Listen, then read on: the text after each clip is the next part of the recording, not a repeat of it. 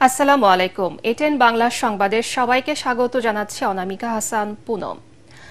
উত্তরায় মাইলস্টোন স্কুলে যুদ্ধবিমান বিধ্বস্তের ঘটনায় সাহিল ফারাবী আয়ান নামে আরও এক শিক্ষার্থীর মৃত্যু হয়েছে। গতরাত 1:45টার দিকে জাতীয় বার্ন ও প্লাস্টিক সার্জারি ইনস্টিটিউটের আইসিইউতে তার মৃত্যু হয়। Sahil Farabi Ayan Milestone school and কলেজের ইংরেজি ভার্সনের 7ম শ্রেণীর ছাত্র।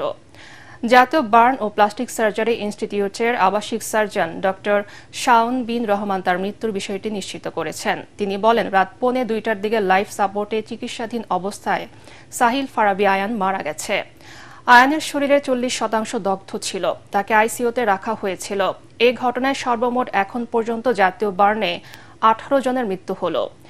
এ নিয়ে মোট নিহতের সংখ্যা দাঁড়ালো 36 জনে। তবে স্বাস্থ্য মন্ত্রণালয় গতকাল মৃত্যুর সংখ্যা একজন কমিয়ে সংশোধন করে 34 বলে জানায়। সেই হিসেবে মৃতের সংখ্যা দাঁড়ায় 35 জনে। এছাড়া আইসিইউতে সংকটাপন্ন অবস্থায় 3 জন চিকিৎসাধীন আছে, যাদের অবস্থা অপরিবর্তিত রয়েছে। এখনও ভর্তি আছে 33 জন, এর মধ্যে শিশু 27 জন। ভোটের অনুপাতে জাতীয় সংসদে উচ্চকক্ষ চায় এনসিপি। এজন্য সকল রাজনৈতিক দলগুলোর ঐক্যমত্য চেয়েছেন জাতীয় নাগরিক পার্টির আহ্বায়ক নাহিদ ইসলাম। এ বিষয়ে ঐক্যমত্য না হলে জুলাই সনদে সই করার বিষয়ে চিন্তা করবে এনসিপি।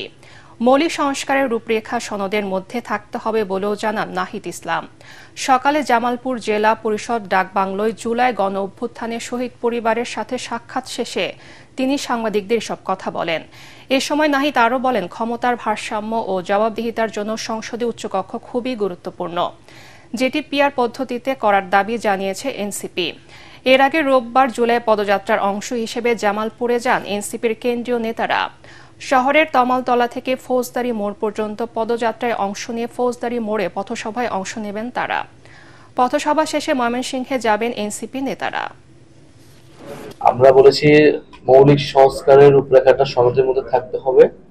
তো এর মধ্যে ম্যাক্সিমাম বিষয়ই ঐক্যমত হয়েছে এবং সেটার জন্য আমরা সকল রাজনৈতিক দল এবং ঐক্যমত কমিশনকে ধন্যবাদ জ্ঞাপন করেছি যে সবাই যার যার অবস্থান থেকে সরে এসে জাতীয় স্বার্থে ঐক্যমত পোষণ করেছেন। কিন্তু এখন মধ্যে অত্যন্ত গুরুত্বপূর্ণ একটি বিষয় হচ্ছে উচ্চকক্ষ।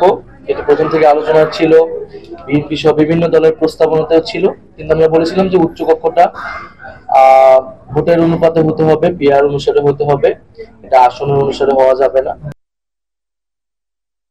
রংপুরে আবু সাইদ হত্যা ও সাভারের আশুলিয়ায় 6 মরদেহ পোড়ানোর মামলায় 17 আসামিকে আন্তর্জাতিক অপরাধ ট্রাইব্যুনালে হাজির করা হয়েছে। সকালে প্রিজন ভ্যানে করে তাদের ট্রাইব্যুনালে আনা হয়। জুলাই গণ অভ্যুত্থানের প্রথম শহীদ আবু সাইদ হত্যা মামলায় 30 আসামির বিরুদ্ধে অভিযোগ গঠনের শুনানি হওয়ার কথা রয়েছে। প্রসিকিউশন জানিয়েছে আজ সব আসামির বিচার শুরুর আবেদন জানাবেন তারা। এর আগে গত 22 জুলাই বেগম রোকেয়া বিশ্ববিদ্যালয়ের সাবেক ভিসি ও রংপুরের সাবেক পুলিশ কমিশনার সহ 24 জনকে পলাতক ঘোষণা করে আন্তর্জাতিক অপরাধ ট্রাইব্যুনাল 2।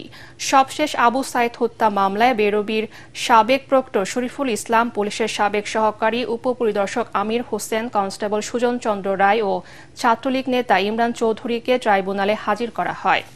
খেলার খবর, টাইব্রেকার স্পেনকে 3-1 গোলে হারিয়ে ইউরো নারী ফুটবলের শিরোপা ধরে রেখেছে ইংল্যান্ড। সেন্ট জ্যাকব পার্কে বল দখল আর আক্রমণে শুরু থেকে ইংল্যান্ডকে পেছনে ফেলে স্পেন। 25 মিনিটে মারিওনা ক্যালডেন্তি গোল করে লা রোজাদেরকে এগিয়ে নেন, কিন্তু গোল হজম করে দমে যায়নি ইংল্যান্ড। 57 মিনিটে তাদের সমতায় ফেরান রুশো। এরপর একাধিক সুযোগ পেলেও তা কাজে লাগাতে পারেনি স্পেন। তাতে খেলা গড়ায় টাই ব্রেকারে। সেখানে প্রতিপক্ষের 2 শট রুখে দেন ইংলিশ গোলরক্ষক হান্না হ্যাম্পটন। চ্যাম্পিয়নদের হয়ে জয়সূচক গোলটি করেন কোলি ক্যালি।